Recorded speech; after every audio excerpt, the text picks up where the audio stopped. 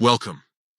In today's video, we'll guide you through the steps to add a sticker as a group photo on WhatsApp Web using the latest update. This is a fun and creative way to personalize your group chats, so let's get started. First, open WhatsApp Web on your PC. To do this, visit web.whatsapp.com in your browser and log in by scanning the QR code with your mobile device. Once you're logged in, you'll see all your chats on the screen. Next, find the group you want to customize. Click on the group name to open its settings. This will take you to the group info page, where you can manage various aspects of the group. Now, look for the option labeled Add Group icon. Click on it and a menu will appear. From this menu, select Emoji and Sticker. This option allows you to choose a sticker that will serve as your group's profile picture. Once you're in the sticker selection panel, browse through the available stickers or choose one from your saved collection. Pick the sticker that best represents your group's vibe or theme.